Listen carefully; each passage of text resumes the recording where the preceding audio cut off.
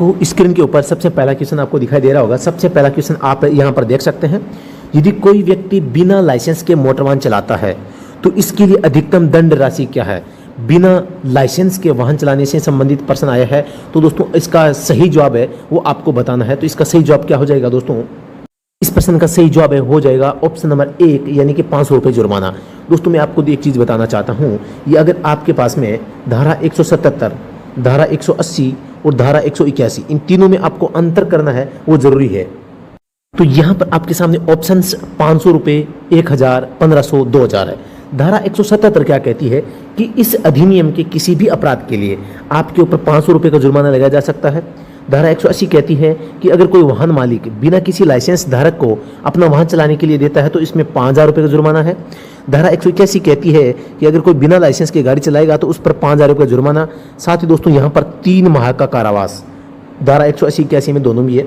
लेकिन यहाँ पर जैसा कि ऑप्शंस है, इन ऑप्शन में किसी भी प्रकार से 5000 का जिक्र नहीं है, तो इसका मतलब है यहाँ पर सामान्य धारा का है वो इसमें मतलब अपराध है माना गया है, यानी कि धारा 177 इसमें लागू की गई है। क्योंकि दोस्तों कहीं पर भी किसी भी अपराध के लिए धारा 177 को लगाया जा सकता है। धारा 177 क्या कहती है कि भी इस मोटर व्हीकल एक्ट के जो भी नियम होते हैं, क्या होते हैं, नियम होते हैं, जो भी विनियम होते हैं, क्या होते हैं, विनियम, नियम, विनियम, निर्देश, क्या होते हैं, नियम, विनियम, निर्देश या आदेश जो भी होते हैं, इनकी अगर आप अवहेलना करते हैं या पालना नहीं करते हैं तो आपके ऊपर 500 रुपये का अधिकतम जुर्माना है, वो प्रथम बार में लगाया जा सकता है। दूसरी बार में दोस्तों 1500 रुपये का जुर्माना है वो लगाया जा सकता है। तो इसी हिसाब से यहाँ पर दोस्तों जो ऑप्शन नंबर 1 है इसमें राइट आंसर है आपके हो जाएगा। ठीक है, तो कंफ्यूज नहीं होना है, क्योंकि अगर 5000 इसमें ऑप्शन में होता तो हम 5000 करते, धारा 181 लागू करते, लेकिन यहाँ पर आपको देखते हैं कि 5000 जुर्माना नहीं है, तो दोस्तों हम क्या करेंगे, 500 रुपये जुर्माना धारा 177 यहाँ पर लागू करवाएंगे। तो ठीक है, तो यहाँ पर ऑप्शन नंबर 1 इसका सही जवाब हो जाएगा। प्रश्न संख्या 2 देखते हैं। यदि कोई व्यक्ति, दोस्तों मैं बता देता हूं, इस पेपर में अगर आप दिल्ली पुलिस ड्राइवर की तैयारी कर रहे हैं, दिल्ली पुलिस ड्राइवर पेपर की तैयारी कर रहे हैं, तो ये वीडियो आपके लिए बहुत ही काम का है। इसमें बहुत अच्छे क्वेश्चंस आपको यहाँ पर दिए गए हैं और ये सारे क्वेश्चंस के जवाब है आपको आने चाहिए। अगर आप तैयारी करना चाहते हैं, सिलेक्शन पाना चाहते हैं, तो आपको बहुत ही ज़्यादा सावधान होने की आवश्यकता है। ऐसे क्वेश्चन आपने कभी नहीं देखे होंगे, तो मैं भी देख के हैरान हूँ कि ऐसे क्वेश्चन एक ड्राइवर के एग्जाम में आ सकते हैं। ठीक है, तो आप इसमें आगे जैसे देखेंगे तो तभी पता चलेगा कि कैसा पेपर है, क्या है। ठीक है, तो स्टैंडर्ड्स का तो आगे चलने से पता चलेगा। यदि कोई व्यक्ति मोटर वाहन चलाते समय मोबाइल फोन का उपयोग करते पाया जाता है तो उसके विरुद्ध कौन सी दंडात्मक कार्रवाई की जाएगी। लर्नर लाइसेंस अयोग्य करना, ड्राइविंग लाइसेंस अयोग्य करना, चलाए गए वाहन का पंजीयन अयोग्य करना, उसका ड्राइविंग लाइसेंस है वो निरस्त यानी कि लाइसेंस है वो रद्द करना। तो इस प्रश्न का जो सही जवाब हो जाएगा वो क्या हो जाएगा, ऑप्शन नंबर बी है इसका राइट आंसर हो जाएगा, यानी कि ड्राइविंग लाइसेंस है अयोग्य करना, डिस्क्वालीफाई आपका लाइसेंस है वो कर दिया जाएगा। क्या कर दिया जाएगा, आपका लाइसेंस है वो डिस्क्वालीफाई कर दिया जाएगा। किस कारण से, मोबाइल फ़ोन का अगर आप उपयोग करते हैं तो।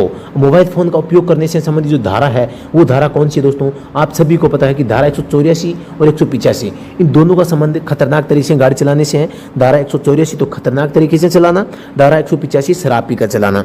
तो यहाँ पर धारा 184 के तहत अगर आप यानी कि क्या करते हैं, गाड़ी चलाते हैं मोबाइल फ़ोन का उपयोग करके, धारा 184 मोबाइल फ़ोन का नाम नहीं लेती, वो कहती है वाहन चलाते समय हाथ में किसी डिवाइस का उपयोग करना, वाहन चलाते समय हाथ में किसी ऐसी डिवाइस का उपयोग करना जिससे कि आपकी ड्राइविंग है वो बाधित होती है, तो आप पर है वो जुर्माना जो कि 1000 से 5000 तक हो सकता है, वो 6 से 12 माह तक की जेल हो सकती है का प्रावधान है। साथ ही आपका जो लाइसेंस है उसको डिस्क्वालीफाई है वो किया जा सकता है, कब तक के लिए, 3 माह के लिए। तो आपको यहाँ पर डिस्क्वालीफाई वो परमानेंटली होता है, तो आपको ये भी ध्यान रखना है। तो यहाँ पर आपका जो लाइसेंस है उसे अयोग्य कर दिया जाता है, यानी कि उसको निरस्त कर दिया जाता है। ठीक है, तो ऑप्शन नंबर इसका जो बी है सही हो जाएगा, ड्राइविंग लाइसेंस अयोग्य करना। कौन सी धारा के तहत, धारा 184 के तहत। धारा 184 क्या कहती है, खतरनाक तरीके से गाड़ी चलाना। क्योंकि अगर आपने मोबाइल से बात कर रहे हैं या मोबाइल का उपयोग कर रहे हैं गाड़ी चलाते समय, तो इसका मतलब होगा कि आपका ध्यान गाड़ी पे नहीं है और आप गाड़ी चला रहे हैं, तो मतलब कि खतरनाक तरीके से गाड़ी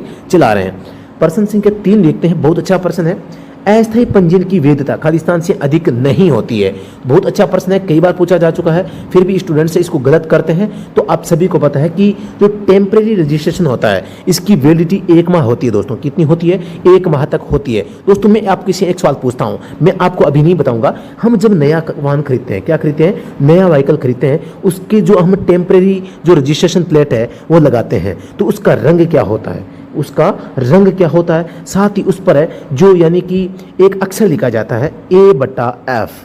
A/F, इस A/F का मतलब क्या होता है? ये शब्द उस नंबर प्लेट पे, कई जो नंबर प्लेट्स होती है उसके ऊपर या A/F लिख दिया जाता है। तो आपको ये बताना है कि इस A/F का मतलब है वो क्या होता है। ठीक है, आगे मैं ये पूछना चाहूँगा कि माना कि आपने एक पर्सनल गाड़ी खरीदी है, क्या खरीदी है? यानी कि प्राइवेट व्हीकल खरीदा है, आपने कार खरीदी है। क्या खरीदी है? कार खरीदी है। तो दोस्तों आपको ये बताना है इसकी जो रजिस्ट्रेशन, टेम्परेरी रजिस्ट्रेशन प्लेट होगी उसका रंग क्या होगा, और उस पर जो अक्षर होंगे और अंक होंगे उसका रंग क्या होगा। ये कमेंट सेक्शन में आप बताएंगे। मैं ये जवाब है आपको नेक्स्ट क्लास में वो बताने वाला हूं, या टेलीग्राम पर इसका जो जवाब है आपको इस प्रश्न के रूप में आपको दूंगा, वहां पर आपको इसका जवाब है मिल जाएगा। ठीक है, तो इस क्लास को देखने के तुरंत बाद आप टेलीग्राम पे जाएं और टेलीग्राम पे इसकी क्विज संख्या 62 या 63 आपको मिलेगी। उसमें आपको ये प्रश्न मिलेगा, वहां पर इसका जवाब भी देना है। वो इससे भी खतरनाक प्रश्न होगा। ठीक है, तो इस प्रश्न का आपको जवाब वहां पे देना है। यूट्यूब पे भी मैं जो कम्युनिटी है वहां पर भी टेस्ट लेता हूं, वहां पर भी आप दे सकते हैं, कोई दिक्कत नहीं है। टेलीग्राम चैनल का लिंक आपको डिस्क्रिप्शन में मिल जाएगा। तो ये आप 3 सवालों के जवाब मुझे बताओगे। क्या क्या? भी प्लेट, जो टेम्परेरी प्लेट होती है इसका रंग, अक्षर व जो अंक होते हैं इनका रंग क्या होता है, और जो इसके ऊपर कभी कभी हम A/F लिखा हुआ देखते हैं तो इसका मतलब क्या होता है। ये 3 चीजें आपको बतानी है। प्रश्न संख्या 4 है, क्षमता परीक्षण के संचालन के लिए प्राधिकृत व्यक्ति कौन होता है? क्षमता परीक्षण के संचालन के लिए प्राधिकृत व्यक्ति कौन होता है? यानी कि who is the authorized person to conduct a test of competence? पंजीयन प्राधिकारी, पुलिस प्राधिकारी, लाइसेंस प्राधिकारी, उपयुक्त में से कोई नहीं। मैं 5 सेकंड तक वेट करता हूं, आप इसका जवाब है कमेंट सेक्शन में जरूर बताएं।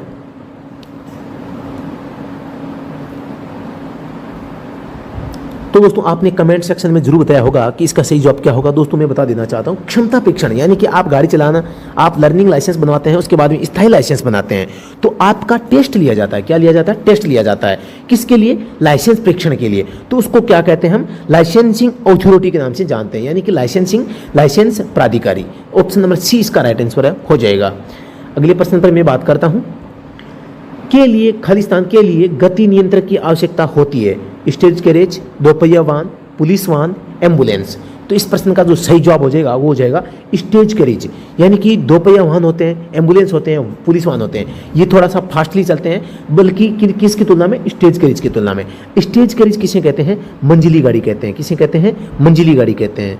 मंजिली गाड़ी का मतलब क्या होता है? यात्री गाड़ी, यानी कि जिसमें यात्री बैठकर सवार करते हैं। अब यहाँ पर एक शब्द आता है ओमनी बस, ओमनी बस। अब आपको यहाँ पर ओमनी बस को और स्टेज कैरेज को वैसे तो आप एक मान सकते हैं, क्योंकि दोनों में ही यात्री सवार होकर चलते हैं। लेकिन ओमनी बस में क्या होता है? ओमनी बस में 6 से अधिक व्यक्ति बैठते हैं। क्या बैठते हैं? 6 से अधिक व्यक्ति है वो बैठकर यात्रा करते हैं। किसमें? ओमनी बस में। ये अभी हाल फिलहाल में प्रश्न आया था, तो आपको ये भी ध्यान रखना है।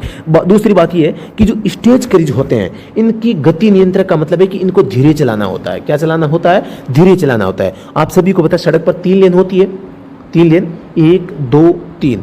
ठीक है, आप माना कि यहाँ से कोई छोटी सड़क आ रही है, यहाँ एंटर कर रहे हैं, तो जो पहली लेन होती है, दूसरी लेन होती है, इनका मतलब क्या होता है? नंबर 3 लेन होती है वो दोस्तों ओवरटेकिंग लेन होती है। क्या होती है? ओवरटेकिंग लेन होती है। बीच की दोस्तों LMV या हल्के मोटर वाहन लाइसेंस होते हैं उनके लिए होती है। नंबर 3 है वो भारी वाहनों के लिए होती है। तो आपको ये तीनों लेनों के बारे में भी ध्यान रखना है। तो यहाँ पर जो तीसरी लेन है वो स्टेज कैरेज किस में चलाएंगे? इस तीसरी लेन में चलाएंगे, क्योंकि जो ये स्टेज कैरेज होता है इनको कम स्पीड पर चलने के लिए दोस्तों इनको मतलब पाबंद किया जाता है। इसलिए जो कम स्पीड पर चलेंगे वो किस में आएंगे? तीसरी लेन में आएंगे। सॉरी, जो ये एक सबसे बाएं लेन की बात कर रहा हूं मैं, तीसरी या दूसरी इसमें कुछ नहीं है। या तो आप इसमें दाईं साइड की बोलेंगे, या मीडियम की बोलेंगे, या राइट जो लेफ्ट साइड की बोलेंगे। तो जो सबसे लेफ्ट साइड में है उस लेन में आपको स्टेज कैरेज वाहन को है वो चलाना है। ये भी प्रश्न पूछा जा चुका है। ठीक है, अगला प्रश्न देखते हैं।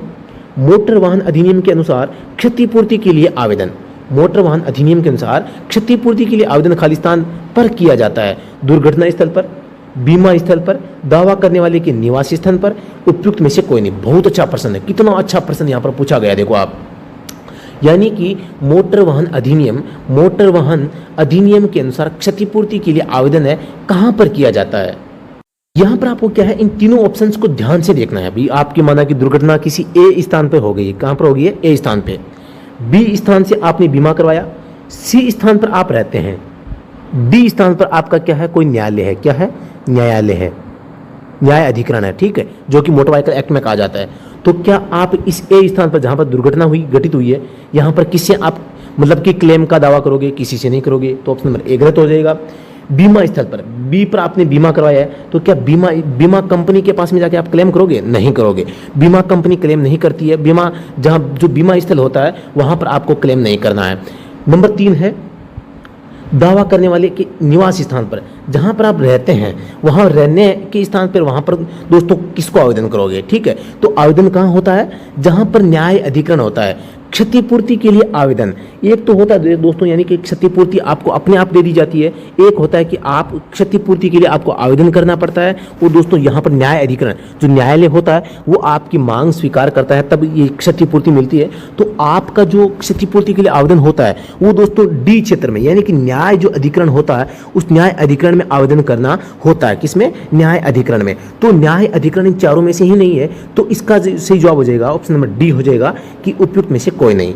मोटर वाहन अधिनियम के अनुसार क्षतिपूर्ति के लिए आवेदन कहां करना होता है, न्याय अधिकरण में, क्लेम्स ट्रिब्यूनल में, ठीक है, दावा न्याय अधिकरण जिसे हम बोल सकते हैं। अगले प्रश्न पर मैं बात करता हूं, प्रश्न संख्या 7 है, हल्के मोटर वाहन की पहचान आप कैसे कर सकते हैं। बिल्कुल सिंपल है, बिना बोझ का वजन चेक करके, पूर्ण वाहन का वजन चेक करके, टायरों की संख्या चेक करके, उपयुक्त ए और बी। कितना अच्छा प्रश्न है, कितना घुमाया गया प्रश्न है दोस्तों यहाँ पर।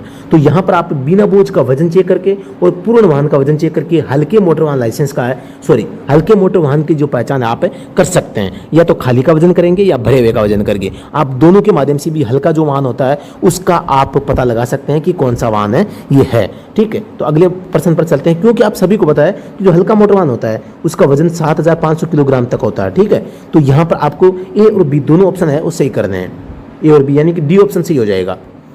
प्रश्न संख्या 8 है, दिशा संकेतक का रंग होता है अंबर, पीला, नारंगी, लाल। एकदम सिंपल प्रश्न है, सभी जानते होंगे। तो जो दिशा संकेत होते हैं उनका दोस्तों रंग होता है एम्बर, ठीक है। अगले प्रश्न पर बात करते हैं। अब दोस्तों कुछ स्टूडेंट्स है यहाँ पर कंफ्यूज हो चुके हैं कि दिशा संकेतक का रंग कैसा होता है, और आपका जवाब होगा येलो कलर। क्या होगा, येलो कलर। दोस्तों मैं बता देता हूँ, येलो कलर, मैं भी येलो कलर को राइट करता हूँ, लेकिन अगर एम्बर आ गया, आपको अगर एम्बर चिन्ह यहाँ पर दिखाई देता है तो आपको एम्बर ही सही करना है। दोस्तों यहाँ पर एक चीज़ मैं बता देता हूँ, अगर पीला ना आए, एम्बर ना आए, तो आपको नारंगी भी सही कर सकते हैं।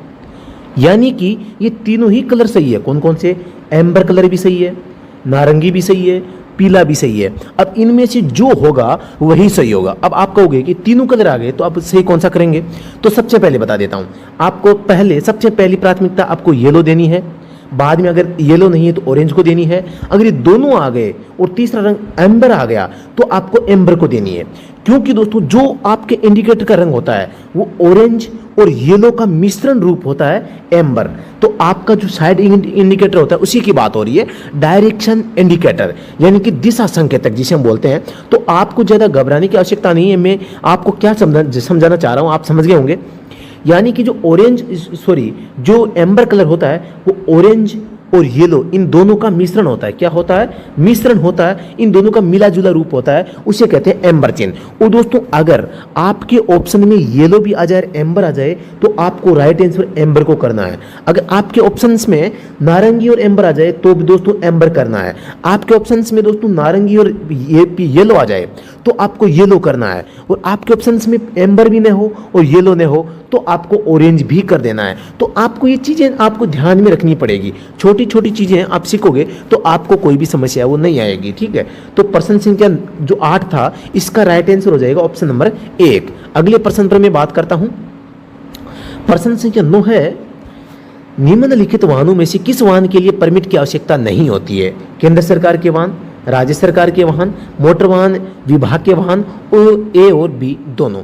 तो यहाँ पर जो ऑप्शन नंबर डी आपका सही है, जवाब है वो हो जाएगा। यानी कि जो केंद्र सरकार और राज्य सरकार के जो वाहन होते हैं या किसी निकाय में काम करने वाले वाहन होते हैं उनको परमिट की आवश्यकता है वो नहीं होती है, ठीक है। जैसे नगर पालिका में सफाई में जो गाड़ियाँ लगी रहती है उनको परमिट की आवश्यकता नहीं होती, एम्बुलेंस को नहीं होती, पुलिस को नहीं होती। इस प्रकार जो सरकारी वाहन होते हैं उनको दोस्तों परमिट की आवश्यकता है वो नहीं होती है। तो ऑप्शन नंबर डी इसका राइट आंसर हो जाएगा।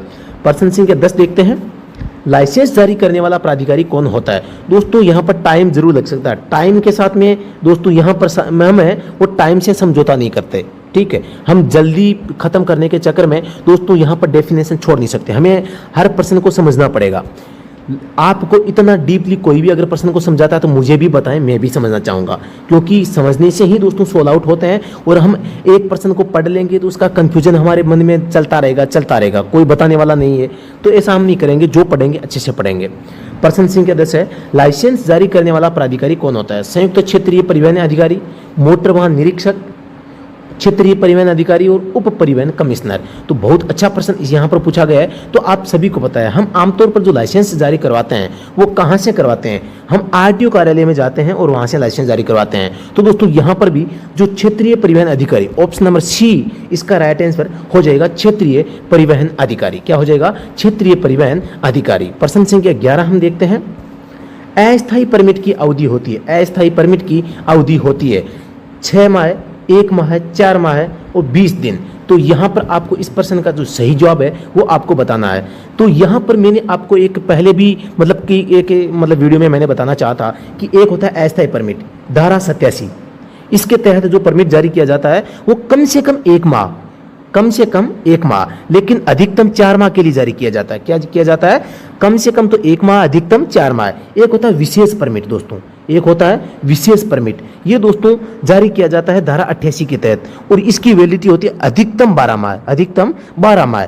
हम कहते हैं कि भी 4 माह तक के लिए तो अस्थायी होता है, तो इसका मतलब हो गया विशेष होता है 12 माह के लिए। तो हम कह सकते हैं कि जो विशेष परमिट होता है वो कहाँ से कहाँ तक होगा, 4 माह से 12 माह के बीच में। यानी कि जो अस्थायी होगा, अस्थायी की वैलिडिटी हो जाएगी 1 से 4 माह के बीच में, और जो विशेष परमिट होगा, विशेष परमिट की दोस्तों वैलिडिटी हो जाएगी 4 माह से 12 माह के बीच में। यहाँ पर धारा 87 लागू होती है, यहाँ पर धारा 88 लागू होती है। तो आपको ये धारा है, जो माह वैलिडिटी है, ये सब कुछ आपको सीखना है। तो यहाँ पर प्रश्न संख्या 11 है, इसका सही जवाब हो जाएगा 4 महीनों से अधिक नहीं, ठीक है। ऑप्शन नंबर सी इसका राइट आंसर हो जाएगा। प्रश्न संख्या जो 12 है ये मैंने आपको पहले भी बता दिया है। अब आपको इसमें बताना है, आपकी अग्नि परीक्षा है, इसमें आप कमेंट सेक्शन में इसका जवाब जरूर बताएंगे कि एन का अर्थ क्या होता है। यात्री वाहन के लिए कम से कम 4 पहियों वाले मोटर वाहन, माल वाहन के लिए कम से कम 4 पहियों वाले मोटर वाहन, यात्री वाहन के लिए कम से कम 3 पहिया मोटर वाहन और माल वाहन के लिए कम से कम 3 पहिया मोटर वाहन। तो यहाँ पर बहुत अच्छा प्रश्न पूछा गया है कि भाई एन श्रेणी किसे कहते हैं। मैंने आपको ये हमारा जो कोर्स चल रहा है दिल्ली पुलिस ड्राइवर का, इसमें व्हीकल कैटेगरी का टॉपिक भी पढ़ा दिया है। उसमें मैंने आपको बताया था कि एक होती है एल, एक होती है एम, एक होती है एन। तो आपको एल में कौन सी आती है, पर्सनल व्हीकल्स, जो छोटी गाड़ियां होती है, पर्सनल गाड़ियां होती है, मोटरसाइकिल, रिक्शा, छोटी कारें जो हम पर्सनल यूज में लेते हैं, सारी आ जाती है। एम श्रेणी में वो गाड़ियां आती है जिनमें हम यात्री सवार होकर जाते हैं, ठीक है, जिनसे हम यात्री सेवा देते हैं। एन श्रेणी होती है जिसमें माल परिवहन होता है, यह हम कह सकते हैं भारी मालवाहक। भारी मालवाहक तो नहीं कह सकते, सॉरी मैं माफी चाहूंगा। यहाँ पर जो मालवाहक होते हैं उन्हें दोस्तों हम एन श्रेणी में रखते हैं। तो ये दोस्तों कम से कम 4 पहिए से अधिक होने चाहिए, 4 प्लस पहिए इसमें होनी चाहिए। तो एन श्रेणी का मतलब हो गया माल वहन के लिए कम से कम 4 पहियों वाले मोटर वाहन। तो ऑप्शन नंबर 20 का राइट आंसर है हो जाएगा। प्रश्न संख्या 13 देखते हैं, खालिस्तान में मोटर वाहन अधिनियम 1939 के संशोधन किए गए। खालिस्तान में मोटर वाहन अधिनियम 1939 के संशोधन किए गए। तो आपको प्रश्न संख्या 13 का है राइट आंसर बताना है 1988 और 1994, यानी कि जो 1939 का जो अधिनियम था उसमें संशोधन करके कौन सा जो अधिनियम बनाया गया था ये पूछा गया है। यानी कि जो अधिनियम 1939 का है इसमें संशोधन करके या इसको हटाकर कौन सा अधिनियम बनाया गया था, मोटर वाहन अधिनियम बनाया गया था। तो 1988 और इसके बाद 1994 में नियम आए थे, ये दोनों इसको ही दोस्तों इसको संशोधन करके वो बनाए गए हैं, ठीक है। तो ऑप्शन नंबर सी इसका राइट आंसर हो जाएगा। प्रश्न संख्या 14 है, संकेतक जो सड़क के दृश्य खाके के लिए चिन्हित किए जा सकते हैं कहलाते हैं। The indicators that may be marked for visible outline of the road is called.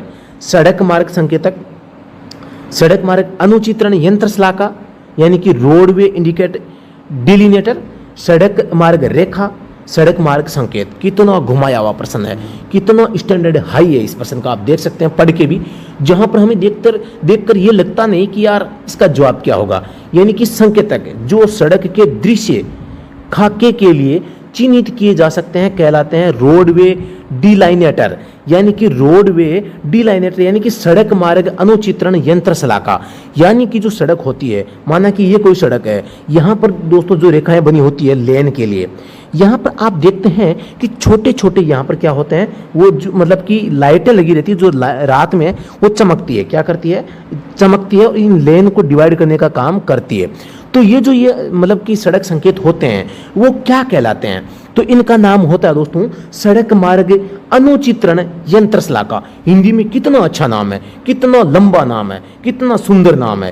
अंग्रेजी में रोडवे डिलाइनेटर, रोडवे डिलाइनेटर। पहली बार मैंने तो अपने जीवन में इस प्रश्न को पहली बार पढ़ा है, क्योंकि ऐसे प्रश्न जब सामने आते हैं तभी पता चलता है। तो ऐसे ही कई प्रश्न इस पेपर में आपको देखने को मिलेंगे, तभी मजा आएगा, तो थोड़ा सा जुड़े रहिए, ठीक है। तो अगला प्रश्न देखते हैं, प्रश्न संख्या 15 है, किसी वाहन का इंजन चालू करने से पहले किसे चेक करने की आवश्यकता होती है। सिंपल प्रश्न है, हेडलाइट, ब्रेक्स, रेडिएटर जल स्तर और इंजन ऑयल स्तर, ईंधन। तो आपको सबसे ज्यादा जो जरूरी होता है अपने इंजन को स्टार्ट करने से पहले क्या चेक करना चाहिए, कूलेंट और इंजन ऑयल, ये दो चीजें आपको देखनी होती है। उसके बाद में वैसे तो देखो आप गाड़ी चालू करोगे तो उससे पहले सारी चीजें आपको देख लेनी चाहिए किसी यात्रा पे जाने से पहले, लेकिन सबसे जरूरी है कूलेंट और engine oil. Option number C इसका सही जवाब हो जाएगा। प्रश्न संख्या 16 है, शराब पीकर वाहन चालन की निजी वाहनों में अनुमति है, रात्रि समय में अनुमति है, सभी वाहनों में वर्जित है, उपयुक्त सभी। तो दोस्तों यहां पर आपको सभी वाहनों में वर्जित है। प्रश्न संख्या 16 है, इसका अब देखो दोस्तों एक चीज बता देता हूं मैं, दो में अनुमति का कहा है तो अनुमति तो होती नहीं है, फिर कौन सा बचा, उपयुक्त सभी हो नहीं सकता, सभी वाहनों में वर्जित है, यानी कि प्रोहिबिटेड इन ऑल व्हीकल्स, किसी भी वाहन को आप शराब पीकर नहीं चला सकते। प्रश्न संख्या 17 है, हैंड ब्रेक का उपयोग किया जाना चाहिए, कब किया जाना चाहिए, वेग कम करने के लिए, अचानक ब्रेक लगाने के लिए, वाहन पार्क करने के लिए, उपयुक्त सभी। तो ये एकदम सिंपल प्रश्न है, इसका जवाब हो जाएगा वाहन पार्क करते समय। हैंड ब्रेक का इस्तेमाल कब करते हैं, वाहन को पार्क करते समय, ठीक है। प्रश्न संख्या हम 18 देखते हैं, परिवहन वाहन की अलग पहचान की जा सकती है, कैसे की जा सकती है, वाहन के रंग से, वाहन के नंबर प्लेट को देखकर, टायर के आकार को देखकर भेद नहीं किया जा सकता। ये भी एकदम वैसे सिंपल प्रश्न है, वाहन की जो नंबर प्लेट है उसको देखकर हम परिवहन वाहन क्या पता है वो लगा सकते हैं। प्रश्न संख्या 19 है, कोई व्यक्ति अपना वाहन चालन लाइसेंस किसी दूसरे व्यक्ति को स्थानांतरित कर सकता है, यानी कि ए के पास लाइसेंस है, क्या ये अपना ए लाइसेंस है वो बी को दे सकता है गाड़ी चलाने के लिए, ये पूछा गया है। लाइसेंस प्रदान करने वाले प्राधिकारी की अनुमति से ऐसा कर सकता है, किसी भी परिस्थिति में वह स्थानांतरित नहीं कर सकता, बिना किसी अनुमति के वह स्थानांतरित कर सकता है, मामले की परिस्थितियों पर निर्भर है वो करता है। तो यहाँ पर इसका सही जवाब है वो क्या हो जाएगा दोस्तों, यहाँ पर इस प्रश्न का सही जवाब हो जाएगा किसी भी परिस्थिति में वह स्थानांतरित नहीं कर सकता, ठीक है। तो प्रश्न संख्या 19 का बी राइट आंसर हो जाएगा। प्रश्न संख्या 20 देखते हैं, खालिस्तान के नजदीक हॉर्न वर्जित होता है, मस्जिद, चर्च, अस्पताल, न्यायालय, पुलिस स्टेशन, सभी। ये भी कितना अच्छा प्रश्न है। यहाँ पर देखो, यहाँ पर उपयुक्त सभी में अगर दोस्तों यहाँ पर अगर ये प्रश्न पहले कभी नहीं पढ़ा होता, पहली बार आप देखते हैं तो आपका जवाब सीधा डी पे जाता है कि भी मस्जिद है, चर्च है, मंदिर है, अस्पताल है, न्यायालय है, पुलिस स्टेशन है। भी सभी के पास में हम हॉर्न क्यों बजाएंगे, पुलिस स्टेशन के पास बजाएंगे तो पुलिस वाले बाहर आके हमारा चालान काट देंगे, तो हम ऐसा नहीं करेंगे, ऐसा हमारा मानना होता है। लेकिन दोस्तों हॉर्न वर्जित कहाँ पर होता है, अगर पुलिस स्टेशन के सामने भी अगर ट्रैफिक है या कुछ सामने आ रहा है तो आपको हॉर्न का प्रयोग करना चाहिए। इसलिए दोस्तों यहाँ पर आपका सही जवाब हो जाएगा अस्पताल और न्यायालय, अस्पताल और न्यायालय। क्यों न्यायालय में, क्योंकि न्याय होता है, अस्पताल में दोस्तों रोगी होते हैं, इसलिए दोनों जगह पर हॉर्न का बजाना है वो वर्जित होता है। रुक के संकेत का रंग क्या होता है, आपको प्रश्न संख्या 21 का जवाब कमेंट सेक्शन में बताना है। इतनी में मैं पानी पी लेता हूं, ठीक है।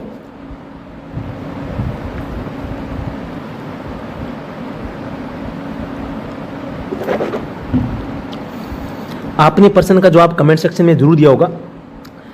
What is the colour of stop sign, stop sign का कलर आपको बताना है। तो स्टॉप साइन का कलर वो रेड होता है, ऑप्शन में ऐसे ही हो जाएगा। प्रश्न संख्या 22 देखते हैं, निम्नलिखित संकेत दर्शाता है, बिल्कुल सिंपल है, गिव वे का चिन्ह है, उल्टा त्रिभुज है, आदेशात्मक संकेत है, और ये जो उल्टा त्रिभुज है ये लाल में होता है, बीच में से सफेद होता है, ठीक है, उल्टा त्रिभुज होता है। प्रश्न संख्या 23 है, निम्नलिखित संकेत दर्शाता है, ऐसे घुमाया हुआ, गोल आकृति, आदेशात्मक, काट दिया गया मतलब कि नहीं करना, मतलब कि यू टर्न आपको नहीं लेना है। ऑप्शन नंबर सी इसका सही जवाब है हो जाएगा।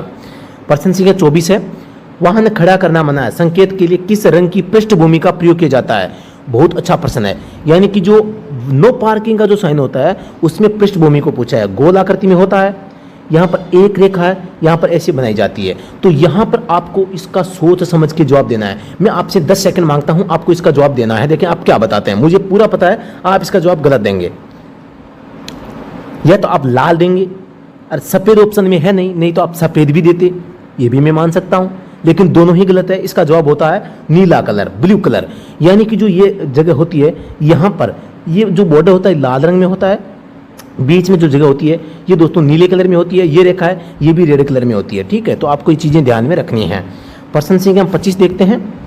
निम्नांकित में संकेत खालिस्तान वाहनों का केवल प्रवेश दर्शाता है। क्या दर्शाता है?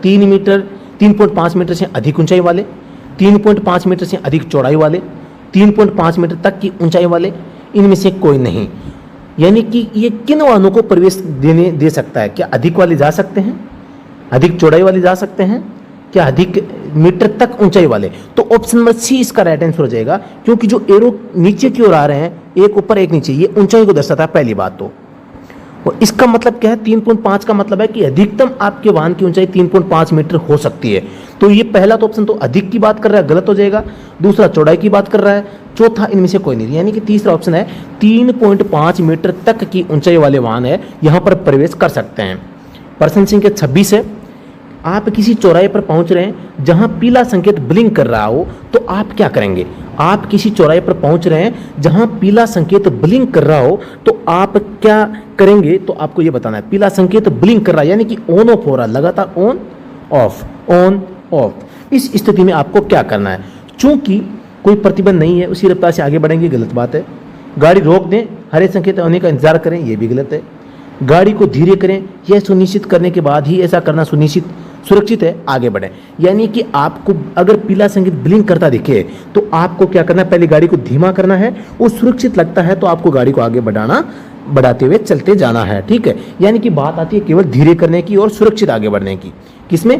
पीली बत्ती अगर ब्लिंक कर रही है और पीली बत्ती अगर लगातार ऑन है, तो आपको क्या करना है? स्टॉप रेखा से पहले गाड़ी को रोकना है। क्या करना है? स्टॉप रेखा से गाड़ी को पहले रोकना है। अगर आप इस स्टॉप रेखा को पार कर चुके हैं तो दोस्तों आपको चौराहे को खाली है वो करना है।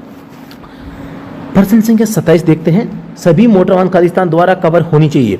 यहाँ पर यह बताया गया है कि कम से कम आपका जो वाहन है उसके पास में कौन सा बीमा होना चाहिए।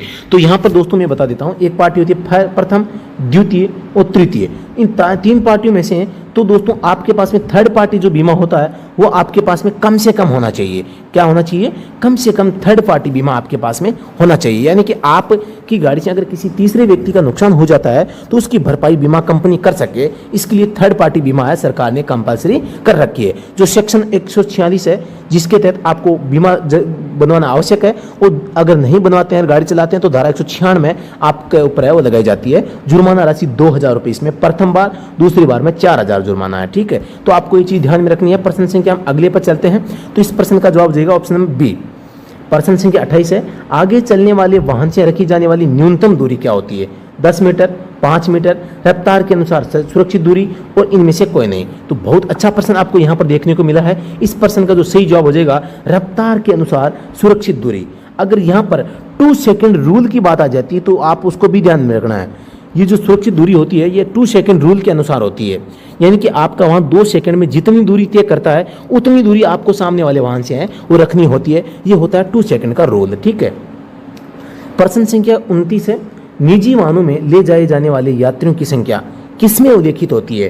पंजीयन प्रमाण पत्र, कर टोकन, परमिट में, इनमें से कोई नहीं। तो यहाँ पर जो निजी वाहन होते हैं इनमें दोस्तों जो आपका आरसी होता है यानी कि रजिस्ट्रेशन सर्टिफिकेट, इसमें ये लिखा जाता है कि आप इस गाड़ी में कितने यात्रियों को बैठा सकते हैं। प्रश्न संख्या 30 है। अतिलंघन वर्जित होता है जब खालिस्तान सड़क सफेद रंग की खंडित मध्य रेखा से चिन्हित हो, जब सड़क पीले रंग की सतत मध्य रेखा से चिन्हित हो, वाहन खड़ी पहाड़ी पर चलाई जाती है, इनमें से कोई नहीं। या अतिलंघन का मतलब है कि उसको पार करना, ओवरटेकिंग इज प्रोहिबिटेड। अब देखो ओवरटेकिंग का नाम क्या आया है? अतिलंघन। अतिलंघन कितना अच्छा नाम है, अतिलंघन यानी कि ओवरटेकिंग। तो ये देखो नए नए शब्दों से हमें खेलना पड़ेगा अगर हमें परीक्षा पास करनी है तो दोस्तों। तो यहाँ पर हमें जो सतत, यहाँ पर देखो एक नाम आया सतत, सतत को हम बोलते हैं कंटिन्यूअस, यानी कि जो लगातार ठोस रेखा जिसे बोलते हैं, वो ठोस रेखा ही यहाँ पर सतत के रूप में आई है, सतत नाम इसका ही है दोस्तों। तो सतत रेखा जो मध्य में होती है वहां पर हम क्या कर सकते हैं, पीली रेखा को पार नहीं कर सकते। तो ऑप्शन नंबर 20 का राइट आंसर है वो हो जाएगा।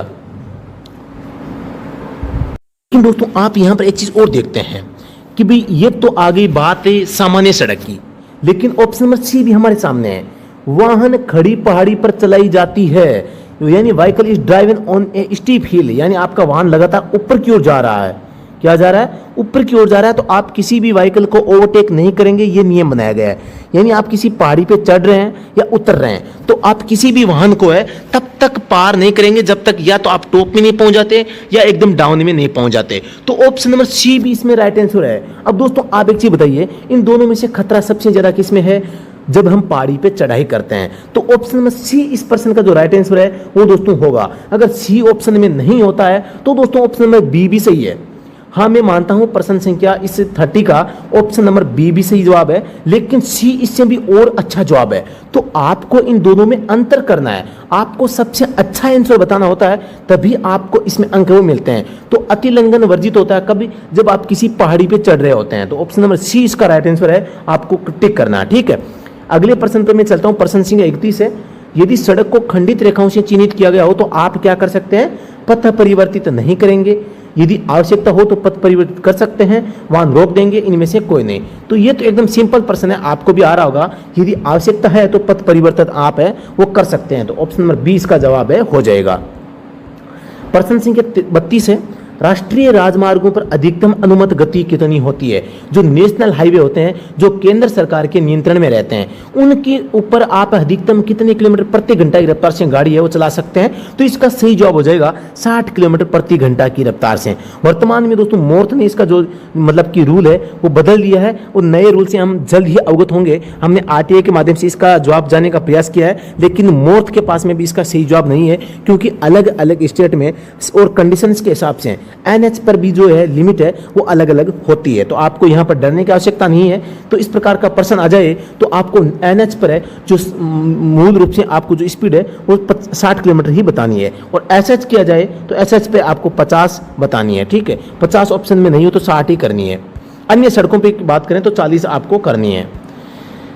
फ्लैशिंग पीला संकेत प्रयोग किया जाता है। प्रश्न संख्या 33 है, फ्लैशिंग पीला संकेत प्रयोग किया जाता है जब यातायात प्रकाश काम नहीं कर रहे होते, आप धीरे हो जाएं और सावधानी से आगे बढ़ें, लोग काम पर होते हैं, इनमें से कोई नहीं। तो बिल्कुल सिंपल प्रश्न है, ये मेरे हिसाब से प्रश्न इस पेपर में दोबारा रिपीट हुआ है। तो ऑप्शन नंबर बी इसका सही जवाब होगा, आप धीरे हो जाएं और सावधानी से आगे बढ़ें। प्रश्न संख्या 34 है, प्रत्येक वाहन के लिए निम्नलिखित में से कौन सी विधिक आवश्यकता है। प्रत्येक वाहन के लिए विधिक आवश्यकता है, प्राथमिक उपचार बॉक्स, अतिरिक्त पहिया, ऑडियो प्रणाली, इनमें से कोई नहीं। दोस्तों वैसे तो देखो स्पेयर टायर है वो भी सभी के लिए आवश्यक होता है, ऑडियो प्रणाली कोई जरूरी नहीं होता, लेकिन प्राथमिक उपचार जो बॉक्स है ये भी दोस्तों वाहनों में वो जरूरी होता है। तो इसलिए इसका सबसे अच्छा जवाब है वो होगा प्राथमिक उपचार बॉक्स। ऑप्शन नंबर 1 इसका राइट आंसर है वो हो जाएगा। प्रश्न संख्या हम अगला देखते हैं 35 नंबर, बोझ वहन की जिसमें बोझ पीछे की ओर वाहन से बाहर निकला होता है। आपका व्हीकल ये है, इसमें आपने वाहन के अंदर माल भरा, वो वाहन का जो माल है वो बाहर निकल गया, थोड़ा सा पीछे लटक गया। तो यहाँ पर ये बताया गया है कि ये कितना बाहर निकल सकता है या क्या इसकी मतलब कंडीशन है। तो यहाँ पर आपको ये बताना है। पर्सन ऑप्शन में 1 है, सदा अनुमति होती है। उचित चेतावनी प्रकार से ध्वज सहित वाहन के पिछले छोर से 1 मीटर तक बढ़ाने की अनुमति होती है, अनुमति नहीं होती है, और इनमें से कोई नहीं। तो इस प्रश्न का जो सही जवाब हो जाएगा वो हो जाएगा कि आपको उचित चेतावनी प्रकार से ध्वज सहित वाहन के पिछले छोर से 1 मीटर तक बढ़ाने की है वो अनुमति होती है। यानी कि आप 1 मीटर है वो आप इसको बाहर है पीछे की ओर निकाल सकते हैं। ठीक है, अगले प्रश्न पर मैं बात करता हूँ। प्रश्न संख्या 36 है, किसी मोटर कार में किन लोगों को सीट बेल्ट पहनने की आवश्यकता होती है। किसी मोटर कार में चालक को, आगे बैठे यात्री को, सामने देखते हुए पिछली सीट पर बैठे यात्री को, उपयुक्त सभी को।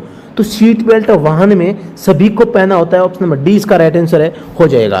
प्रश्न संख्या 37 देखते हैं, असक्त यात्री गाड़ी का अर्थ है मोटर वाहन को खालिस्तान के उपयोग के लिए डिजाइन किया गया है। दिव्यांगत से ग्रसित व्यक्ति व्यक्ति, महिलाएं, वरिष्ठ नागरिक, 18 से कम उम्र के बच्चों के लिए। तो इस प्रश्न का जो सही जवाब है हो जाएगा दिव्यांगता से ग्रसित व्यक्ति, यानी कि विकलांग व्यक्तियों के लिए दोस्तों अशक्त यात्री गाड़ी यानी कि इनवैलिड कैरिज है वो इसमें उपयोग किया जाता है। लेकिन मैं बता देता हूं वर्तमान में अशक्त गाड़ी यानी कि इनवैलिड कैरिज का नाम बदल दिया गया है और इसको अडेप्टेड व्हीकल है इसका नाम कर दिया गया है। हिंदी में बात करूं तो रूपांतरित यान इसका नाम है, रूपांतरित यान इसका कर दिया गया है। अन्य नाम की बात करूं तो इसका नाम अनुकूलित यान भी है दोस्तों, इसे कहा जाता है। तो ये शारीरिक विकलांग व्यक्तियों के लिए वो स्पेशल रूप से डिजाइन किए जाते हैं।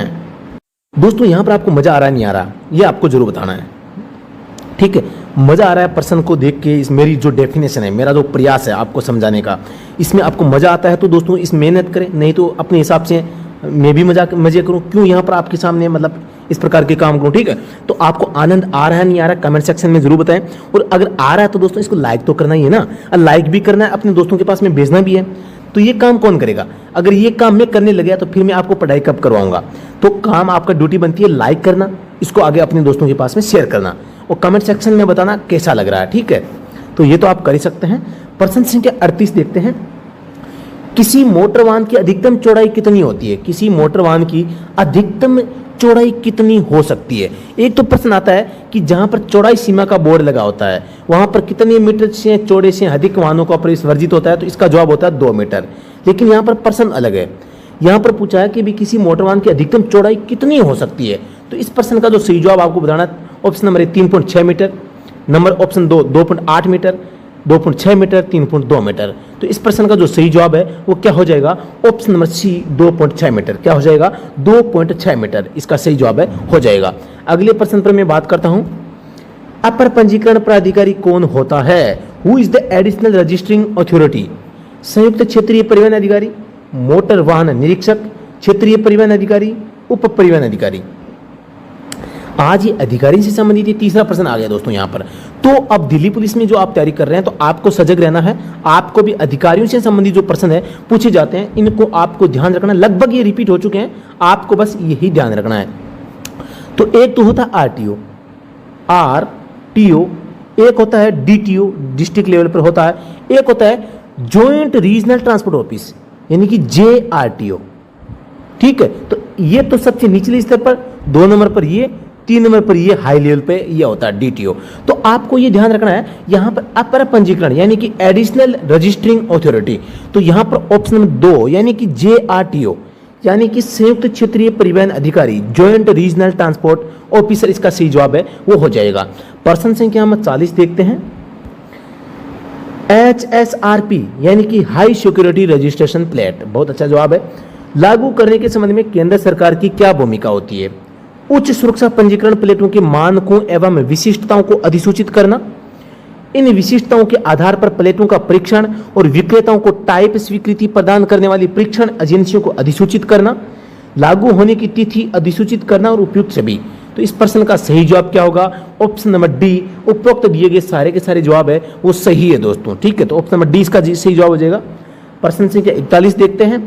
निम्नलिखित में से किन स्थानों पर पार्किंग निषिद्ध होती है यानी कि मनाही होती है? पगडंडी पर, एक तरफे सड़क पर, 2 तरफे सड़क पर, खड़े किए गए वाहनों के आगे। अब देखो चारों ही ऑप्शन ऐसे नजर आ रहे हैं जैसे कि चारों ही सही है, लेकिन ऑप्शन एक ही सही होगा। तो आपको मैं बता देता हूं, सड़क पर हम जैसे 1 वे हो चाहे 2 वे हो या खड़े किए गए वाहन हो, यहां पर तो चलो हम कर देते हैं तो कोई बात नहीं, जुर्माना लगता है। लेकिन जहां पर पगडंडी है, पगडंडी कोई वाहन को खड़ा करने के लिए नहीं होती, क्योंकि हम बात करते हैं एक तरफा संकेत की, वहां पर वाहन ही चलता है, वाहन अगर खराब भी हो जाता तो वहां पर भी तो गाड़ी रुकती है। इसके अलावा 2 तरफा होता है, एक खड़े किए गए वाहन होते हैं, इसका मतलब ये डी में तो कोई ऑब्जेक्शन ही नहीं है। ऑब्जेक्शन हमें केवल बी में था, एक तरफा सड़क संकेत। लेकिन पगडंडी होती है जहां पर इंसान चलते हैं, आते हैं, जाते हैं, तो यहां पर पगडंडी पर आपको किसी भी स्थिति में आपको गाड़ी है वो नहीं पार्क करनी है, ठीक है, किसी भी स्थिति में। तो सबसे अच्छा जवाब कौन सा हो जाएगा? पगडंडी पर। देखो कभी कभी क्या होता है, कोई भी एग्जाम में एग्जामिनर ये खुद चाहता है कि मुझे एक मतलब कि मजा हुआ खिलाड़ी चाहिए, जो कि एक अच्छा खिलाड़ी हो पढ़ाई में भी और ड्राइविंग में भी, ड्राइविंग का अच्छा नॉलेज रखता हो। तो यहाँ पर आपको चारों ऑप्शन, देखो यहाँ पर अच्छे ऑप्शन थे, चारों में से आपको सबसे अच्छा जवाब है वो चुनना था। तो सबसे अच्छा जवाब कौन सा है? पगडंडी पर। ऑप्शन नंबर ए इसका सही जवाब हो जाएगा। प्रश्न संख्या 42 है। बहुअक्षीय वाहनों को छोड़कर मालवाहक के संदर्भ में राष्ट्रीय परमिट के रूप में प्रयोग के लिए उद्दिष्ट वाहन की आयु कितनी होती है, यानी कि what is the age of the motor vehicle intended for the use as a national permit vehicle in respect of goods carriage other than multi axle. अब देखो मल्टी एक्सल शब्द आ गया है, तो अब मल्टी एक्सल आते ही हमारा जो मतलब कि जिसने हमारी क्लास 41 परमिट देख ली है उसके इस पेपर में 3% सही हो गए एकदम सटाक से परमिट वाले, ठीक है। उसको अस्थायी परमिट का पता है, स्थायी परमिट का पता है, और यहाँ पर ये पूछा गया कि मल्टी एक्सल के लिए, बिना मल्टी एक्सल के लिए, या जो मोटर कैब है, बिना मोटर कैब है, इन सभी वाहनों के लिए दोस्तों जो आप परमिट जारी करते हैं तो वो कब तक वैलिड रहता है, तो उसकी सारी की सारी चीज़ें हमने क्लास संख्या 41 परमिट के संबंध में हमने स्पेशल क्लास बना रखी है। आपने अगर अभी तक नहीं लिए तो दोस्तों मैं बता देता हूं, स्टडी एट होम जितनी मेहनत करके आपको पढ़ाई कराएगा, जो आपके एग्जाम में पूछा जाता है वही दोस्तों आपको पढ़ाते हैं हम। हमारा यही वादा होता है, हम बिना फालतू के किसी को गुमराह नहीं करते, और एक छोटा सा अमाउंट आपको पे करना है और हमसे जुड़कर अच्छी अपनी पढ़ाई है वो करनी है। तो आप अभी भी जो हमारा डीपी ड्राइवर का कोर्स है ज्वाइन कर सकते हैं, और इसमें लगभग 45 क्लास अभी अपलोड हो चुकी है। ड्राइवर जो मेंटेनेंस है उसको हमने स्टार्ट कर दिया है, जल्दी उसकी 2-3 क्लासें आपको जल्दी देखने को मिलेगी, तो आप ये कोर्स ज्वाइन कर सकते हैं। कोर्स ज्वाइन करने के लिए क्या करना है, कैसे करना है, इसके लिए आप मुझे संपर्क कर सकते हैं, व्हाट्सएप पर मैसेज भेज सकते हैं, और अपनी कोई भी सुझाव है, समस्या है वो मुझे बता सकते हैं। 8764188848, ठीक है। तो इन नंबरों पे आप कांटेक्ट करें। तो ये प्रश्न था दोस्तों, परमिट होता है जो आपके राष्ट्रीय परमिट होता है वो 2 प्रकार से होता है, एक होता है 12 साल के लिए, एक होता है 15 साल के लिए।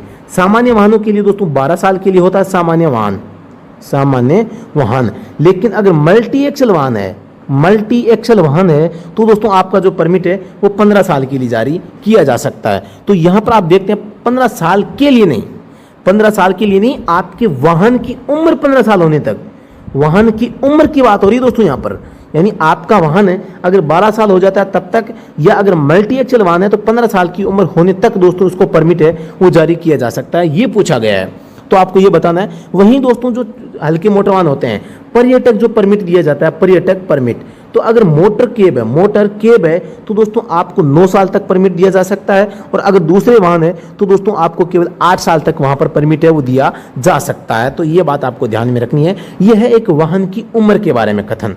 तो प्रश्न संख्या 42 का जो सही जवाब हो जाएगा वो हो जाएगा ऑप्शन नंबर डी, क्योंकि यहां पर आ गया है other than multi axle. Multi axle का पूछता तो 15 वर्ष होता, अदर दिन आ गया तो ऑप्शन नंबर जो डी है 12 वर्ष, ये सही हो जाएगा। प्रश्न संख्या 13 है, यात्री के समय जब कोई वाहन सड़क किनारे खड़ा की जाती है तो वाहन को लॉक किया जाना चाहिए। ऐसे वाहन को चलाने के लिए लाइसेंसधारी व्यक्ति को चालक की सीट पर होना चाहिए। पार्क लाइट ऑन होनी चाहिए, उपयुक्त में से कोई नहीं। तो सभी को पता है रात में गाड़ी अगर सड़क के किनारे खड़ी करते हैं तो पार्किंग लाइट ऑन होनी चाहिए। अगला प्रश्न देखते हैं, प्रश्न संख्या 44 है, सड़क परिवहन राजमार्ग तथा सूक्ष्म लघु मध्यम उद्योगों के केंद्रीय मंत्री कौन है? निर्मला सीतारमण, नितिन गडकरी, अमित शाह है, उपयुक्त में से कोई नहीं। तो इस प्रश्न का जो सही जवाब है वो क्या हो जाएगा दोस्तों? प्रश्न संख्या जो 44 है इसका सही जवाब हो जाएगा option number B, Nitin Gadkari है, वो आपके सड़क परिवहन के मंत्री है, सभी जानते हैं वैसे। प्रश्न संख्या 45 है, गियर्ड वाहन के लिए लाइसेंस प्राप्त करने की न्यूनतम आयु कितनी है? सभी को पता है गियर्ड वाहन के लिए कितना घुमा के प्रश्न पूछा गया है, 18 वर्ष होगा। यानी कि गियर वाली जो गाड़ियां हैं उनके लिए लाइसेंस प्राप्त करने की न्यूनतम आयु कितनी होती है दोस्तों? यहां पर इसका सही जवाब हो जाएगा ऑप्शन नंबर बी, 18 वर्ष। प्रश्न संख्या 46 है, बिना पगडंडी की सड़क पर पैदल यात्री को, बिना पगडंडी की सड़क पर पदयात्री को किस साइड में चलना चाहिए? दोस्तों ये दूसरी बार प्रश्न आ चुका है, पहले राजस्थान हाईकोर्ट में पूछा गया था, और वो दोस्तों इसरो, ये जो मैं पेपर बता रहा हूं इसरो 2022 का पेपर है, इसमें भी पूछा जा चुका है। और इसका जो ऑफिशियल आंसर की जो इसका जवाब है वो होगा सड़क की दाईं ओर, यानी आपको उल्टी साइड में चलना है, राइट साइड में इसमें आपको है वो चलना होता है अगर सड़क पर फुटपाथ नहीं बना हुआ। तो बहुत अच्छा प्रश्न है, आपको ध्यान में रखना है, आप यहां पर कंफ्यूज हो सकते हैं। मोटर वाहन में फोग लैंप प्रयोग किए जाते हैं या उपयोग किए जाते हैं? रात्रि के समय, धुंध के समय, जब विपरीत दिशा से आने वाला वाहन है और डिम लाइट उपयोग न कर रहा हो, उपयोग सभी। तो यहां पर इस प्रश्न का जो सही जवाब हो जाएगा, फोग लैंप का उपयोग हमेशा धुंध में वो किया जाता है। प्रश्न संख्या 48 है, मोटर वाहन की आयु सीमा निर्धारित करने की शक्ति किसके पास है? मोटर वाहन की आयु सीमा निर्धारित करने की शक्ति किसके पास है, आपको यह बताना है। तो इस प्रश्न का सही जवाब हो जाएगा केंद्र सरकार को। दोस्तों केंद्र सरकार राज्य सरकार को भी इसके लिए परमिट दे सकती है, लेकिन मूल रूप से जो इसका अधिकार होता है, शक्ति होती है, वो केंद्र सरकार के पास होती है, क्योंकि केंद्र सरकार ही दोस्तों मोटर व्हीकल एक्ट है इसको बनाती है, इसे लागू करवाती है, इसमें संशोधन करती है। तो जो शक्ति होती है वो इसी केंद्र सरकार के पास में होती है। तो ऑप्शन नंबर सी इसका सही जवाब हो जाएगा। प्रश्न संख्या 49 है, क्या कोई सिविल कोर्ट इस अधिनियम के अधीन परमिट देने के प्रश्न के संबंध में अपना न्याय अधिकार क्षेत्र उपयोग कर सकता है? तो इस प्रश्न का सही जवाब आपको बताना है, नहीं, सिविल कोर्ट हस्तक्षेप नहीं कर सकता, मामले के तथ्यों पर निर्भर करता है। हाँ, कर सकता है जब आवश्यक हो, कर सकता है अगर उच्च न्यायालय मामले को सिविल न्यायालय को भेजता है। तो दोस्तों मैं बता देता हूं, यानी परमिट के संबंध में अगर कोई इश्यू आ रहा है और दोस्तों मोटर व्हीकल एक्ट के तहत अगर कोई न्याय जो अधिकरण है कहीं पर स्थापित किया गया है, कहीं पर न्याय अधिकरण स्थापित किया गया है, तो दोस्तों आप सिविल कोर्ट में नहीं जा सकते, आपको इसी जो मोटर व्हीकल एक्ट के तहत न्याय अधिकरण की स्थापना की गई है उसी कोर्ट में आपको जाना पड़ेगा और अपनी अपीलें वहीं पर करनी पड़ेगी, न कि सिविल कोर्ट में। सिविल कोर्ट कहते हैं जो नागरिकों के सामान्य मामले सुनते हैं, ठीक है, लेकिन यहां पर परमिट से संबंधित है तो आपको दावा न्याय अधिकरण यानी कि न्याय अधिकरण में आपको अपील करनी होगी। यानी कि इस प्रश्न का सही जवाब हो जाएगा नहीं, सिविल कोर्ट हस्तक्षेप नहीं कर सकता। प्रश्न संख्या 50 है, बिना बीमा वाली किसी वाहन को चलाने के लिए क्या परिणाम होंगे? 6 महीनों का कारावास हो सकता है, 3 महीनों का कारावास हो सकता है, या 1000 रुपये का जुर्माना हो सकता है। 3000 रुपये का जुर्माना होगा, अधिनियम के अनुसार है, वो कारावास की सजा आपको दी जा सकती है। तो ये प्रश्न, इस प्रश्न का सही जवाब क्या होगा आपको बताना है। तो इस प्रश्न का जो सही जवाब है वो क्या हो जाएगा? इस प्रश्न को मैंने पोज किया है, मैंने भी समझाया क्योंकि मैं भी इसमें कंफ्यूज हो गया हूँ, और कंफ्यूज होने वाली बात है क्योंकि जो धारा 196 है, धारा 196 ये कहती है कि अगर आप बिना बीमा वाला गाड़ी चलाते हैं तो अगर आप प्रथम बार इसमें अपराध करते हैं तो इसमें 2000 का जुर्माना है, और दूसरी बार में 4000 का जुर्माना है, और साथ ही 3 माह का दोस्तों आपको यहाँ पर क्या होता है, 3 माह की जेल या कारावास का प्रावधान भी यहाँ पर किया गया है। लेकिन ऐसा इस प्रकार से किसी भी ऑप्शन में नहीं आ रहा है। तो ऑप्शन नंबर जो बी है ये दोस्तों 2019 से पहले का जो प्रावधान था यही लिखा गया है। इसका मतलब है कि जो पेपर बना रहे हैं वो भी मतलब कि मुझे लगता है अनपढ़ है, उनको भी भेड़ बकरियां चरानी चाहिए, ठीक है। तो यहाँ पर वो भी इतना ध्यान नहीं दे रहे कि भी 2022 में कोई हम ISRO, Indian space research organisation, इतनी बड़ी संस्था का हम ड्राइवर का पेपर ले रहे हैं, और हम पेपर में प्रश्न कब के दे रहे हैं जब संशोधन हो गए हैं, तो ओल्ड जो गलत जानकारी है उसको हम यहाँ पर पूछ रहे हैं। तो अब यार कोई एक सामान्य जो बालक इस पेपर में बैठेगा वो क्या करेगा, वो इतनी डीपली कैसे सोच सकता है? तो यहाँ पर इसका जवाब तो ऑप्शन नंबर बी सही हो जाएगा, क्योंकि 2019 से पहले ये जवाब सही था, लेकिन अब प्रेजेंट में ये जवाब गलत है। अब क्या है, प्रथम बार के लिए 2000, दूसरी बार के लिए 4000 जुर्माना है अगर आप बिना बीमा के वाहन का प्रयोग करते हैं। तो दोस्तों यहाँ पर मैंने आपको 50% यहाँ पर करवाए हैं, मेरा गला बैंड गया है, काफ़ी लंबी क्लास हो चुकी है, इसके लिए मैं माफ़ी चाहूँगा। कुछ अगर दिक्कत इस क्लास में हुई है तो आप कमेंट सेक्शन में ज़रूर बताओगे किस प्रकार का हम इस क्लास में इंप्रूवमेंट कर सकते हैं, किस प्रकार का हम इसमें और सुधार कर सकते हैं, हमने क्या इस क्लास में कमी छोड़ी है, वो सारी चीज़ें आपको कमेंट में बतानी पड़ेगी, तभी हम अपने आप में सुधार कर पाएंगे। अगर आप चुपचाप बैठे रहे, गलतियों को सुनते रहे, तो फिर दोस्तों यहाँ पर इसका क्लास का कोई मतलब है वो नहीं है। तो आपको अपना सुझाव है जरूर भेजना है, सुझाव आप कमेंट में बता सकते हैं, मुझे व्हाट्सएप पर भी कर सकते हैं, और सब कुछ ओके है तो ओके भी लिखें, सब ठीक है ये भी लिख सकते हैं। तो दोस्तों